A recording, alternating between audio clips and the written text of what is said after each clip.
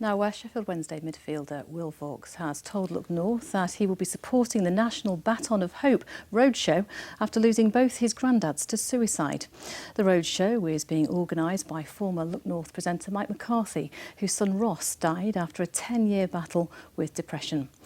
The Baton of Hope will be carried by families and friends bereaved by suicide in stages around the country. Our reporter Mark Ansell caught up with Mike and Will.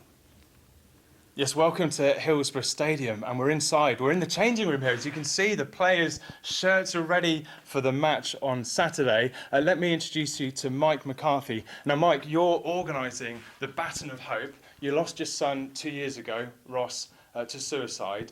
Why are you doing the Baton of Hope? Well, after we lost Ross, he left a farewell letter, and one of the things that he said in the letter was, please fight for mental health, the support is just not there. So I got together with a few other bereaved mums and dads and brothers, sisters, etc. And I got talking to one in particular, a great man called Steve Phillip, who lost his son Jordan. And we were talking about what we could do, how we could play our part to try and bring hope to people. And in a nutshell, that's kind of how the Baton of Hope was born. Mike, thanks. One of the baton bearers is actually going to be none other than Will Vaulks, the Sheffield Wednesday midfielder. Will, you've got your shirt behind you there, ready for the match. Will, why are you getting on board with this? Why are you supporting the Baton of Hope? I actually attended a talk club session with Mike. This is when men share their experiences of mental health. Yeah, and never spoke about this before. I actually lost both my granddads to suicide when I was 14 and 16, or maybe a bit younger.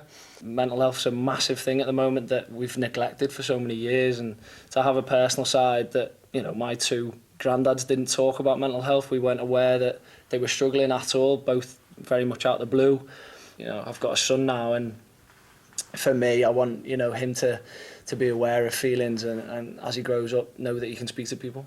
And what about the culture within the changing room in professional football? Do your colleagues, the players, talk about their mental health, or is it just sort of taboo?